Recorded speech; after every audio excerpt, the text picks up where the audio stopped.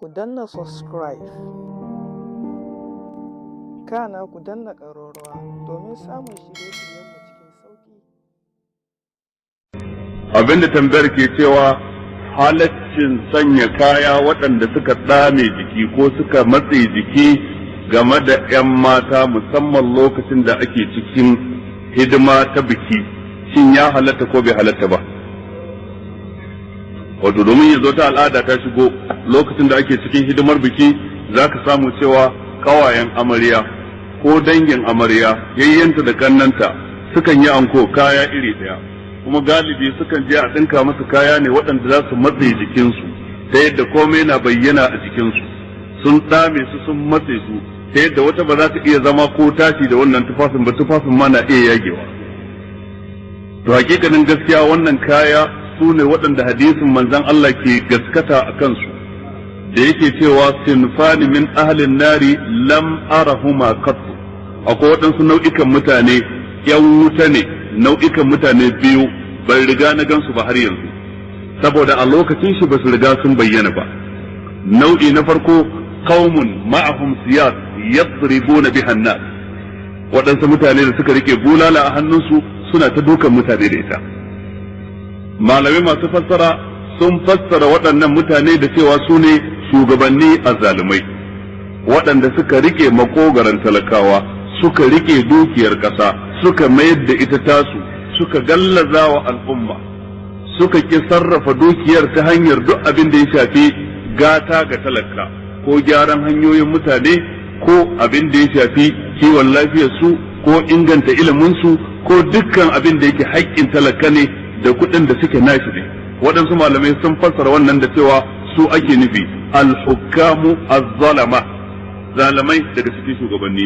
Waɗansu kuma suka fassara hadisin da cewa a'a, abinda ake nufi da mutanen da suke rike da bulala suna dukan mutane su ne dukkan waɗansu azzalamai da za su yi amfani da makami don cutar da 'yan uwansu musulmai, kamar 'yan fashi da makami, kamar 'yan daba da ake yin amfani da su a matsayin karnukan farauta, waɗanda za su rike makami su saruwa ne, 'yan sara suka, su saruwa ne, su sokiwa ne, su fille hannun wane, su fasa kan wane, kawai dan suna goyon bayan wane, sai wane, sai wane. To waɗannan su ne qaumun ma'ahum siyatun yadribuna biha an-nas. Manzo Allah ya nassanta cikin hadisi cewa 'yan wuta ne. Daga nan na biyu daga cikin nau'ikan mutanen wa nisa'un kasiyatun 'ariyat ma'ilatun mumilat ru'usuhunna ka'asnimatil bukhtil ma'ilati. Manzo Allah ce da kuma mata waɗanda suke kasiyatun, ga su da tufafi amma kuma 'ariyat a tsirarar, domin tufafin ba su suturce jikinsu ba, tufafin ba su rufe inda ya wajaba ya mace ta rufe a jikinta ba. Ma'ilatun mumilat, ma'ilatun wato masu karairaye jiki idan suna tafiya, wato irin tafiyar da za ta ja hankalin dukkan wanda ya kalle su, irin tafiyar da za su farauci zuciyar dukkan wani ɗa namiji wanda ke da sha'awa. Mumilatun kuma masu koyar da waɗansu ‘yan uwansu mata irin wannan yanayin tafiyar, irin wannan shigar, dan su sun yi sun lalace kuma suna ƙoƙarin bayar da mummunan koyarwa ga waɗansu masu yin irinta. Ru'usuhunna ka asnimatil bukhtil ma'ila, manzo Allah ce kawunan su kai ka ce tozan raƙumi ne. Abin nufi suna gyara gashin kansu, su yi wani style ɗin a tura gashin nan gefen, wani kuma a tura shi nan gefen, wani a turo shi gaba, duka dai gashin na waje. Za a nuna idan an je reception, za a nuna idan an je cocktail party, za a nuna idan an je kowace irin fitsara da za a tafi tsakanin maza da mata. Gani take wannan shine cinyewa, gara ta yi amfani da yarintarta da ƙuruciyarta ta ci ta cinye, ta yi adon tsoka tana nuna jikinta. Sai manzo Allah ce la yajiduna rihal janna, ko da kamshin aljanna irin wannan matan ba za su shaka ba. Wa inna rihaha la yujadu min masirati kaza wa kaza, kamshin aljanna kuwa ana iya jin sa tun daga tafiyar wuri kaza zuwa wuri kaza. a wata riwaya ya nuna ana jin kamshin aljanna ratan tafiyar shekara 500, a wata riwaya ya nuna ana jin kamshin aljanna nisan tafiyar shekara 250. to ko da nisan tafiyar shekara 250 ne za a ji kamshin aljanna, to ko da a jaki ne ko da a ƙasa za ka yi tafiyar shekara 250 kam ai ba karamar tafiya bace ba. to ballantana a ce a jirgin sama, ballantana a ce wani wuri, to daidai wannan wajen ma ba za su je ba, inda daga nan ake fara jin kamshin aljanna, ballantana magana shiga aljanna ta taso. don haka anan sai ya zama wajibi ga dukkan wata ƴa musulma mai son tsira gobe lahira, mai son ta kubuta daga azabar Allah, ta kame kanta, ta suturce jikinta, ta daina bayyana tsiraicinta da sunan ana biki a dangi, da sunan ana bikin kawa. wannan dukkanin su haramun ne bayyana wannan ado din, bayyana tsiraici. sannan kuma ya zama wajibi ga dukkan uba, ga dukkan ga dukkan wanda yake da ta cewa akan matar da yake wakilci, ya ansa umarnin Allah da yake ya ayyuhallazina amanu qu anfusakum wa ahlikum nara, ya waɗanda suka yi imani ku tsamar da kawunan ku da iyalanku daga wuta. ku tsamar da kawunanku, ku tsamar da iyalanku daga wuta, wa qudaha an-nas wal hijara.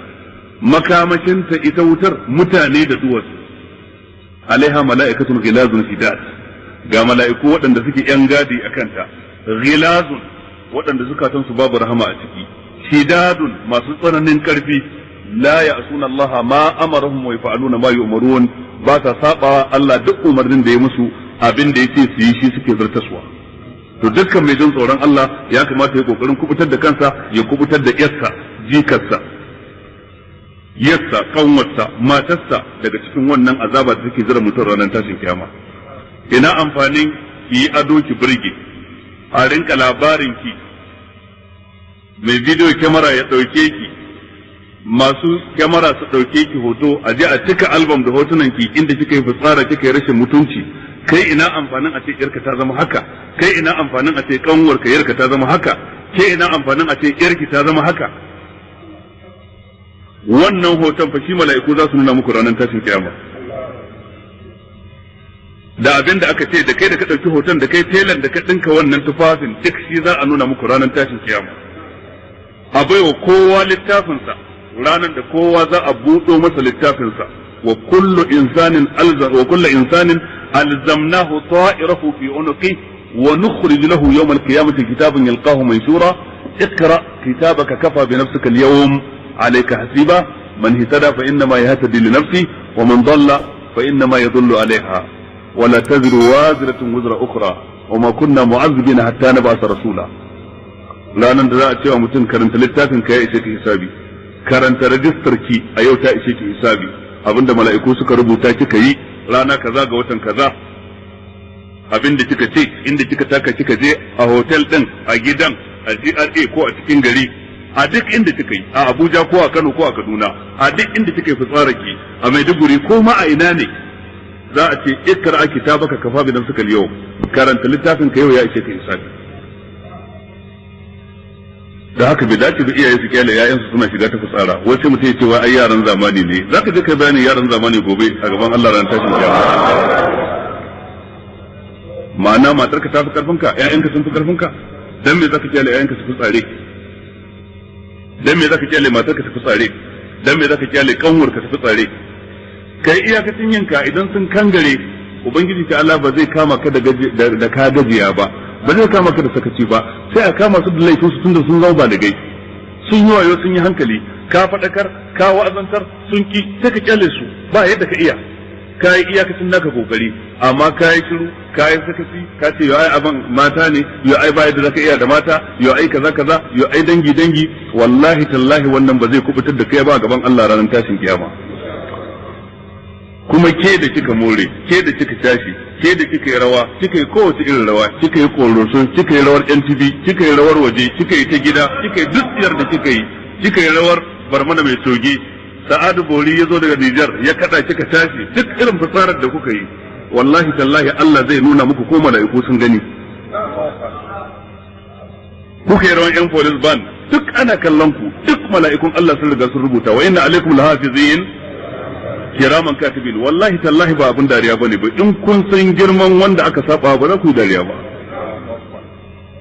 In kun san fitsarar da muka samu kanmu a ciki, tun musibar da muke ciki wannan ne ya jawo mana. Duk musibar da muke ciki ta cikin rayuwa mun rasa alƙibla a cikin rayuwa, wannan ne ya jawo mana. Dan me muka fitsare, iyayenmu da kakanninmu haka suka zama? Yanzu yau a kowane gari ana bukatar sardaunan kuma da ya wuce wancan guda ɗaya ne, a lokacin sa haka yayi? A kowane gari ana bukatar Abubakar Tafawa Balewa, shi wancan wanda ya wuce guda ɗaya ne. Je gidan tarihi a Bauchi kaga me ya bari, hula dan kwara kobe guda ɗaya da wani katon agogo kwameme wanda ka jefe shi da dutse ma ba zai fashe ba, da kuma wani katon rediyo na jin labarai da safe, shine kayan gadon sa. Iyalin sama gwamnatin tarayya ta zo su gina musu gida daga baya, bai bar musu gida ba, ya rike Najeriya bai bar musu gidan da za su zauna ba. To amma yau abinda ake bukata a samu kuɗi a tashi, idan an kirawo maroki ana biki a yi masa hadiri na nerori. To wannan shine kuma abinda muke neman yardan Allah da shi. Ana biki gidan Alhaji wane, ana biki gidan Honorable wane, ana biki gidan Minista wane, Commissioner wane, duk haka ake yi. Wallahi tallahi wannan shi ke jawo mana fushin Allah, kuma shi ke cire albarka a cikin dukkan harkokinmu, shi ke cire albarka a cikin dukkan rayuwarmu. Ba mu makara ba idan mun gane kuskuren mu mun tubu zuwa ga Allah, amma za mu makara idan har muka ɗauka cewa irin wannan wazan kauyanci ne, gidadanci ne. To wannan ita ce hakikanin makara. Ya ubangiji ka ba mu ikon tuba, ya ubangiji ka yafe mana kurakuran mu, ya ubangiji ka samu fi karfin zukatan mu fi karfin matan mu da ƴaƴan mu da kannan mu da yayyen mu.